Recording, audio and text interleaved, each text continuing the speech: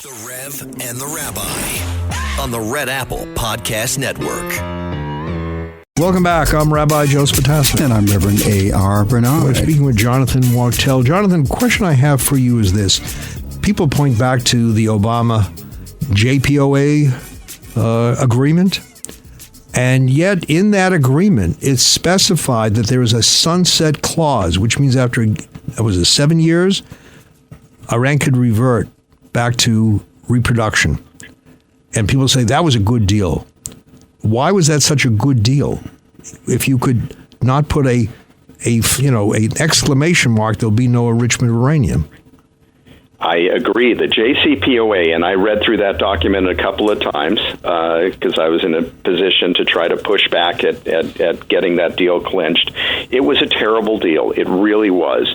One of the glaring omissions was trying to curtail the ballistic missile program within Iran, which is the way that you deliver the payload of nuclear weapons. You make a warhead and you send it on a ballistic missile, an intercontinental ballistic missile, and you blow up a major U.S. city. This has been a major problem. It was a problem then. It was very naive to go about doing that at the time. Everybody was making noises about it. Congress wasn't going to support it. And they were hell-bent, the administration then, on working out this deal and were cozying up to the Venezuelans, by the way, at the time. I witnessed it, and it was just horrible to see.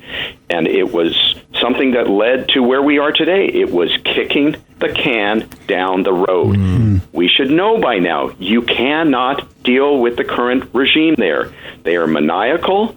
They have a one-set mind to destroy America. They chant it, and when they say it, they mean it. And if you're not going to listen to that, when your wild neighbor with a gun is telling you, I'm going to shoot you, you have to take it seriously. If they say death to you, you got to take it seriously.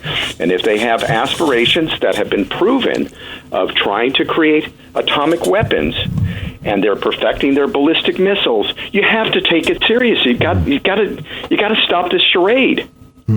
So, how dismaying, disheartening is it when here's America that liberated Europe, World War II, and yet you don't see support for America at this time? It's like, we saved you.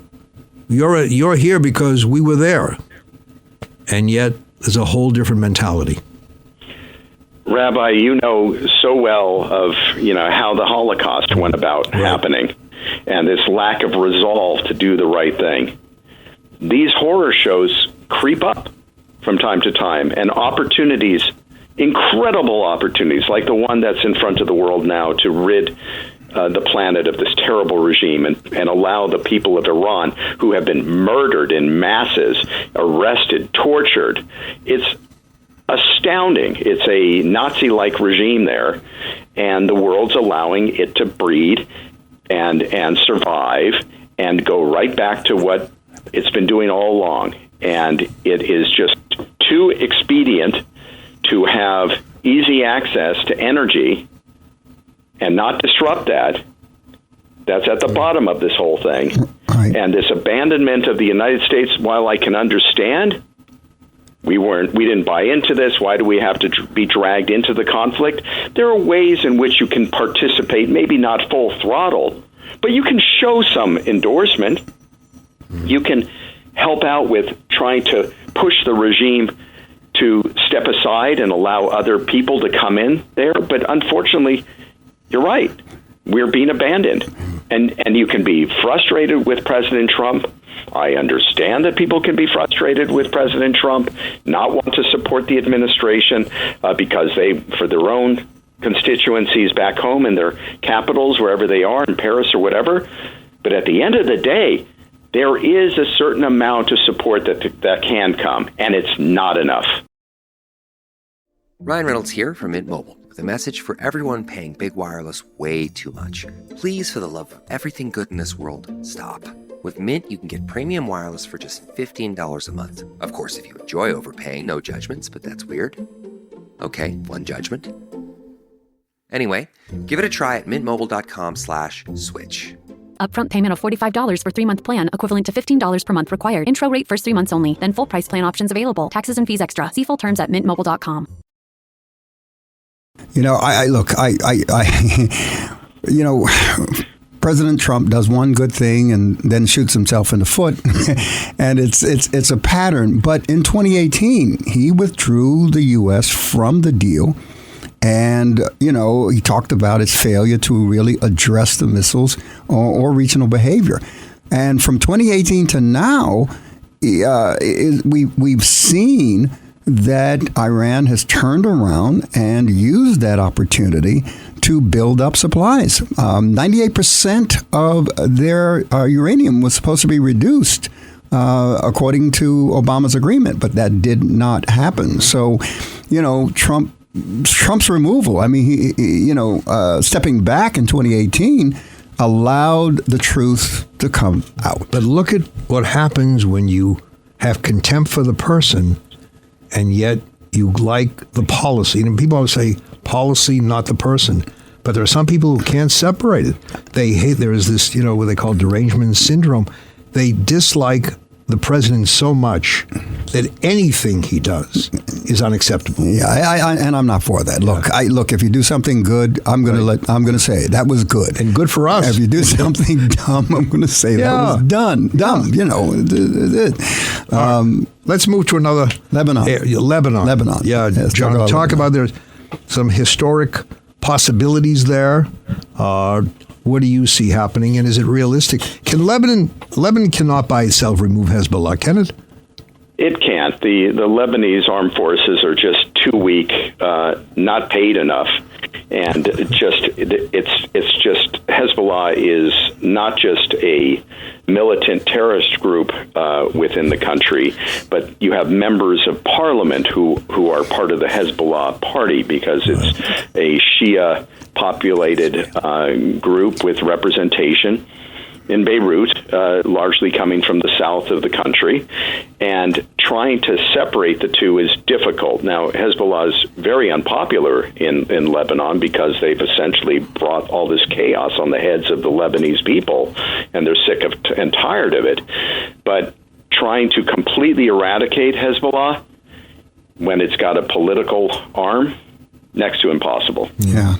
Jonathan, let's move to Venezuela, something that came across my desk, and that is that it's more than just the oil at play with Venezuela, that America has an agreement with Venezuela to sell all of the oil that they sell has to be in American dollars. And of course, that's going to help, support the dollar to try to keep it strong, and that affects our economy.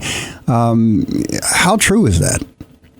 It is true, actually, and it's managed to tame the regime, arresting the president, Maduro, and putting Delcy Rodriguez in charge as, how can I put it lightly, as loathsome a character as she is, because she's nothing but an apparatchik, as they say, of this terrible regime that started with Hugo Chavez about 25 years ago.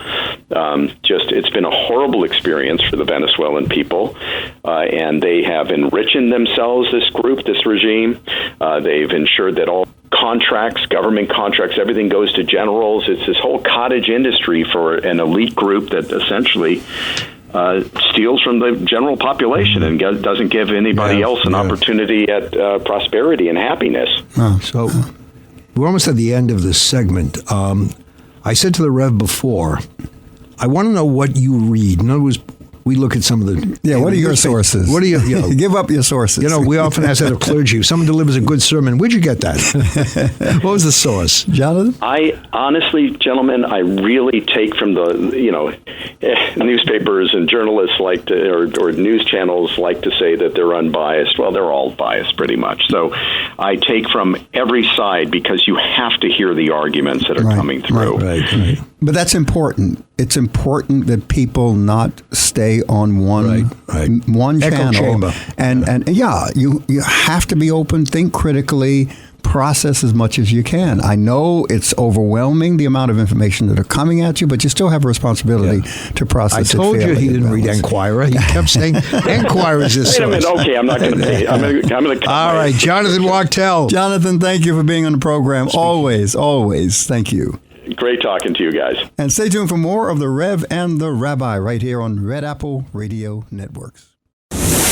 Thanks for listening to The Rev and the Rabbi. You can hear The Rev and the Rabbi Sunday mornings at 7. If you like the podcast, share it with your friends and listen anytime at WABCRadio.com and download the WABC Radio app. Hit that subscribe button on all major podcast platforms. Plus, follow WABC on social on Instagram, TikTok, Facebook, and X. See you next time for a new episode so you never have to wonder. What the heck is going on here?